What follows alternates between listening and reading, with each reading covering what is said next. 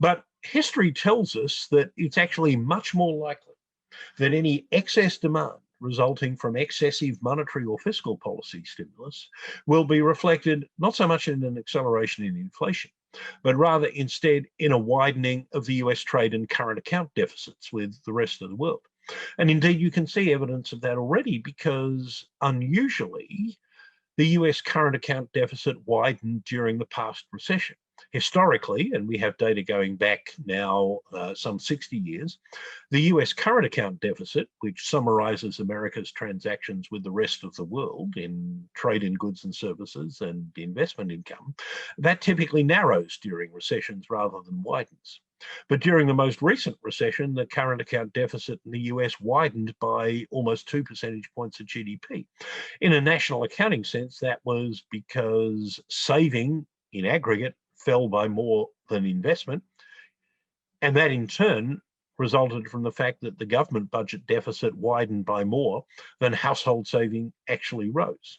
And as the US gradually returns to normal, what we're going to see, I think, is some decline in household saving, a still large budget deficit, and probably some increase in both household and business investment that mathematically will be reflected in a widening of the current account deficit. And you can see that from recent trade data, which show that, for example, the US ran a record deficit on its trade in goods and services in February, and that followed 3 very high, though not record, merchandise trade deficits and deficits on goods and services from November last year through January. It's perhaps worth also noting that for all of the Trump administration's bluster with regard to the trade deficit, the increased tariffs and other protectionist measures which the Trump administration imposed did nothing to reduce the overall US trade deficit. It certainly reduced the deficit with China, as it was intended to do, but the impact of that was more than offset by increases in the deficits that the US was running with other Asian economies such as Japan and Vietnam and Bangladesh and India, and by increases in the deficits that the US was running with its near neighbors Canada and Mexico, and to a lesser extent with the Euro area. And what this underscores, of course, is something that economists know instinctively, but very few other people recognize, which is that tariffs are not something that you make foreigners pay to get their goods into your country. They're something that governments make their own citizens pay in order to try and keep foreign goods out of the country, and it usually doesn't work. As a Brookings Institution study found, the Trump administration's policies effectively cost the average American household anywhere between several hundred and $1,000 more per annum because of the impact of tariffs on the prices that they paid, rather than actually being money transferred to the US government by foreign companies, and especially Chinese ones. They were money transferred to the US government from American consumers, making them worse off.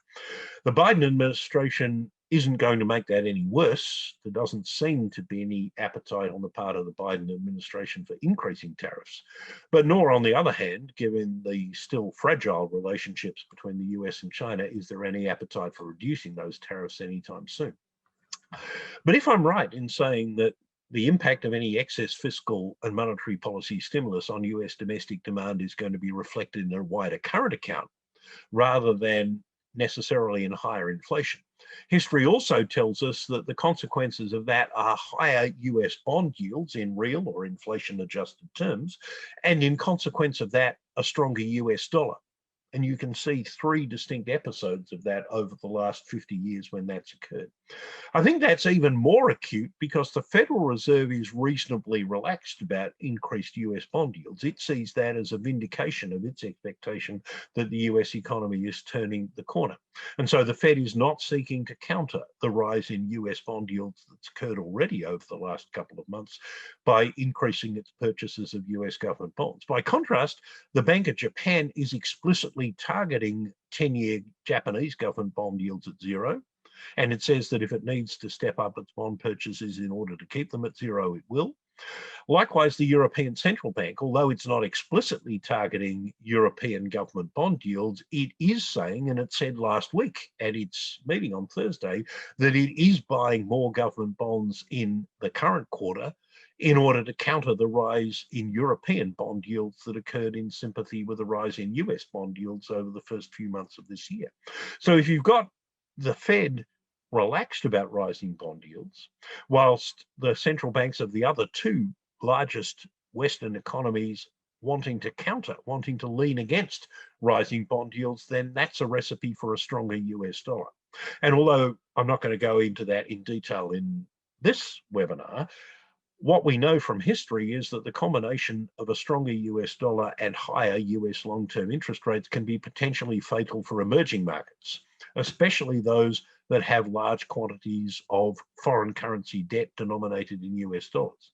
Now, unlike 2013 during the taper tantrum and 2018 when the Fed actually was raising interest rates, most emerging markets in Asia have much stronger defenses, much more insulation against rising US bond yields and a stronger US dollar than they had back then. Most Asian countries are no longer running current account deficits. Indeed, most of them are running surpluses. All of them have higher levels of foreign exchange reserves than they did on those earlier occasions. And most of them, with the exception of the Philippines, don't have significant amounts of foreign currency denominated debt. By contrast, emerging markets in Latin America, South Africa, Turkey, and parts of Eastern Europe are as vulnerable as they ever were to the combination of higher US long-term interest rates and a weaker US dollar. So that's something certainly to watch out for. Let me conclude just by talking about some of the risks to the US economic outlook and to some of the risks to the global outlook that might flow from that. Particularly from a political perspective, it's important to recognize that the Biden administration won't be able to get all of the measures it's proposing through Congress. For its part, the Republican Party seems determined to oppose everything as they did during the Obama administration, whether it's supported by Republican voters, as many of the Biden administration's fiscal policy proposals seem to be, according to opinion polls, whether it's supported by their own voters or not, which means that the Republicans will need every one of the 50 Democrat votes they have in the Senate, plus Kamala Harris's casting vote as vice president, in order to get everything through. But the reality is that there are at least two Democratic senators, Joe Manchin from West Virginia and Kyrsten Sinema from Arizona, who won't support everything that the Biden administration proposes. They, in particular, have reservations about large spending increases, and for what it's worth, are probably also likely to demur at some of the other measures proposed by the so-called progressive wing of the Democratic caucus, including, for example, increasing the number of judges on the Supreme Court or making states out of the District of Columbia and Puerto Rico. Moreover, American political history suggests very strongly that the Democrats are likely to lose their majority, potentially in both houses of Congress at next year's midterm elections, that is in November 22. Since the end of World War II, the party of the incumbent first-term president has lost an average of 24 seats at the first midterm elections in the House, and they've lost one in the Senate. Well, the Democrats only need to lose 6 seats in the House to lose their majority, and 1 seat in the Senate would be enough to do it, even though there aren't as many Democrats up for re-election in the Senate in 2022 as there are Republicans.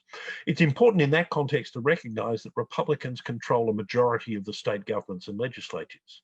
And that in turn means that as the results from last year's census in 2020 are used to draw up new boundaries for constituencies in the House of Representatives, unlike in Australia where that's done by a non-partisan electoral commission, in the United States that's done by state legislatures.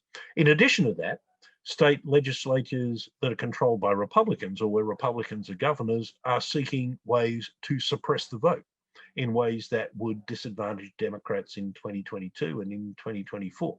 It would seem, and excuse the cynicism, that Republicans recognize that they can't win 50% of the vote if everyone who's allowed to vote does. So what they're doing in the states that they control are seeking to restrict the right of people to vote, especially if they're people who, if they're allowed to vote, might vote Democrat. And that means that US politics is going to continue to be very adversarial and conflictual, even by Australian standards. Donald Trump is almost certainly going to continue to exert a malign influence over the Republican Party, and that's going to add to the confrontational tone of American politics, especially over so-called cultural issues between now and not only the midterms in November next year, but the presidential election in 2024. If the US were to react, either of its own volition or at the behest of Congress, especially if the Republicans regain control of it in next year's midterms, to what I think will be a widening in the US trade and current account deficits by resorting to more protectionist measures, then the inflation, which I said before I thought was less likely than a widening in the current account deficit, could actually become more of a problem, which of course would lead to bigger and earlier increases in US interest rates, which, as I've said before, could in turn prompt financial crises in a range of emerging markets. Probably not so much in Asia as in earlier occasions, but more likely in Latin America, South Africa, potentially Turkey, which has already had some mini crises, and maybe even potentially in Russia and other Eastern European countries. Finally, and of course, this could be the subject of an entirely separate webinar, and I've spoken about these issues before, geopolitical tensions with China are likely to remain elevated. It's in some ways encouraging that the Biden administration and the Chinese government have agreed to work together on climate change, which is another very important issue for the Biden administration.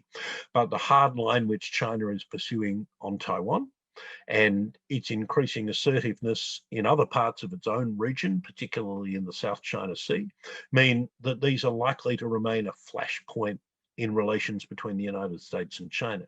And we know from history that in an environment such as this, when a rising power increasingly encroaches on the self-perceived prerogatives of the existing power, the potential for an accident, that is something that neither party really intends, but have inexorable, potentially devastating consequences, is something that you can't assign a zero probability to. So there are all sorts of things potentially to emerge from the state of the US economy at the moment. Almost certainly the US economy will achieve its fastest growth since 1984, something in excess of 6%. I think that's more likely to be reflected in a widening US current account than in higher inflation. But it's nonetheless likely to result in increased US government bond yields and almost certainly a stronger US dollar. From an Australian perspective, that probably means a weaker Australian dollar, which the Reserve Bank will welcome. But in other ways, all investors need to keep an eye on what's happening to US bond yields and the potential that that might in turn mean for turmoil in emerging markets.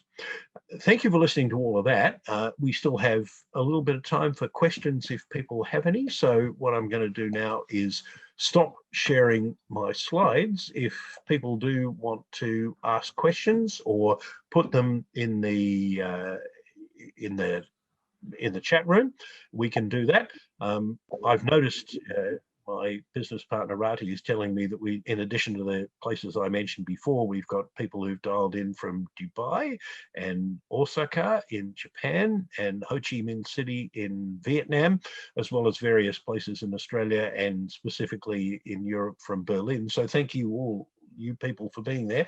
Are there any questions that people wanted to ask, either using the chat room, or if you can and want to unmute yourself, do it verbally?